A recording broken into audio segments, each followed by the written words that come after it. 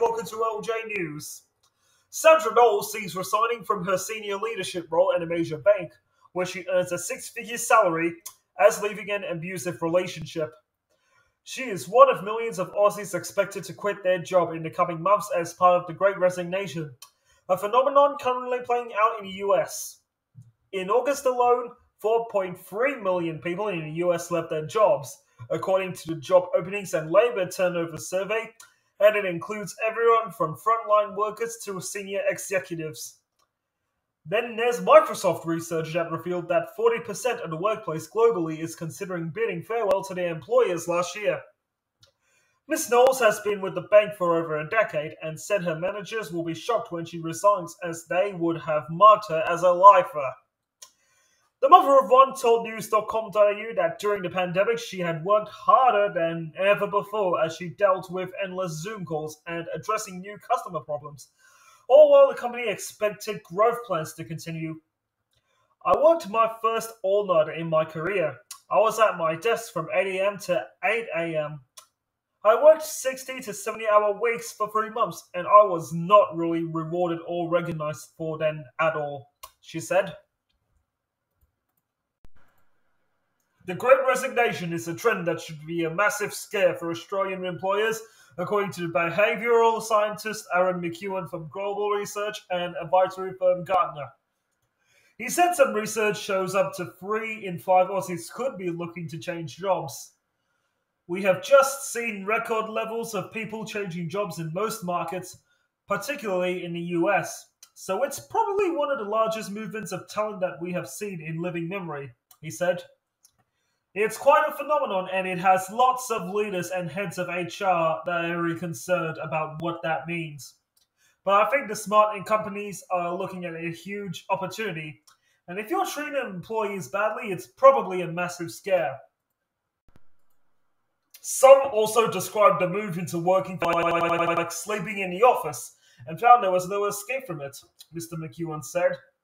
This about work is it got really hard. People are pretty exhausted, and a lot of that is because we didn't necessarily redesign our work to suit the virtual or hybrid environment, he said. We found ourselves still trying to work like we are in offices, but whilst we're doing it in homes.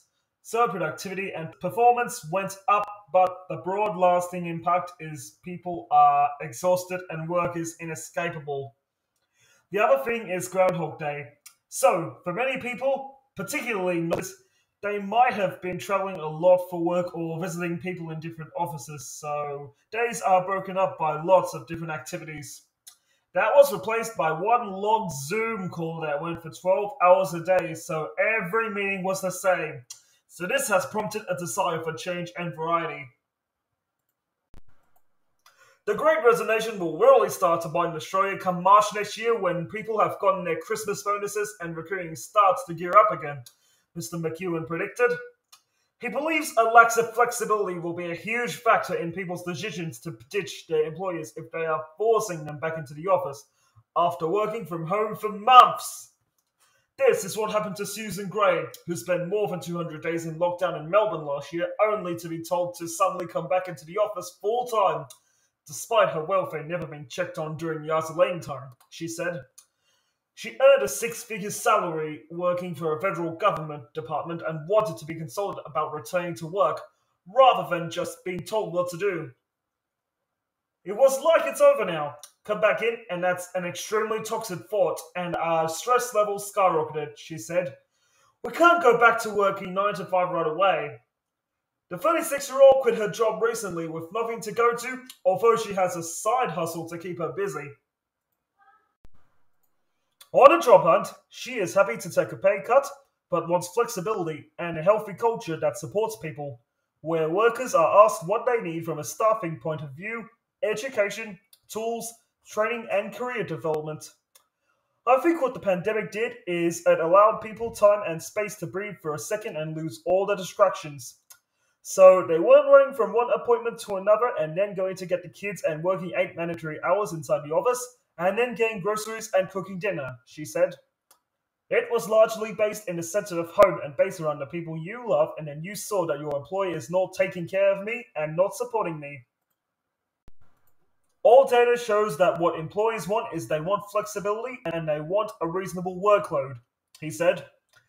What I think this is going to lead to, interestingly, is a lot of companies won't be able to compete with the money that is being offered. So, as a counter offer, maybe a 4-day week or a 9-day fortnight. They can't afford to give you an extra $100,000, but what if you stayed on your current package but worked 4 days a week? I think the conditions are almost set up for things like a 4-day week or those types of different work models to accelerate.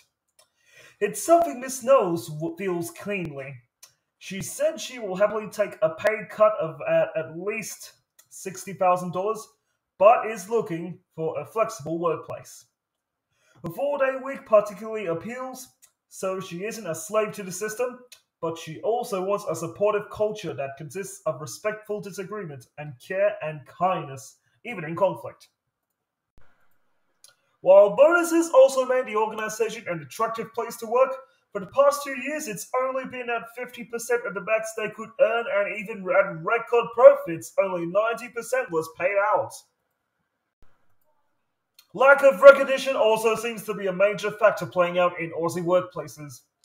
Ms. Knowles' colleague recently quit when he was approached by another employer on LinkedIn. He jokingly said he wanted $250,000 for his salary, and when his request was taken seriously, he realized he wasn't valued, and he'd had enough after slaving away for long hours.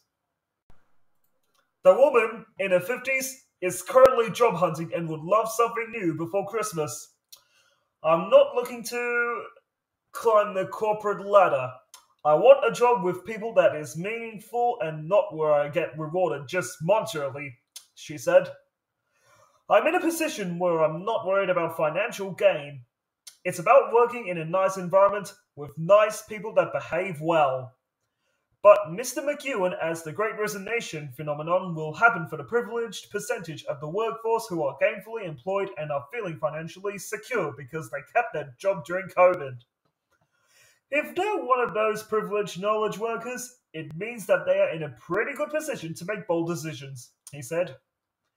Another massive percentage of the workforce are fearful for their jobs, and if freedom doesn't go as planned, and this doesn't apply to everyone,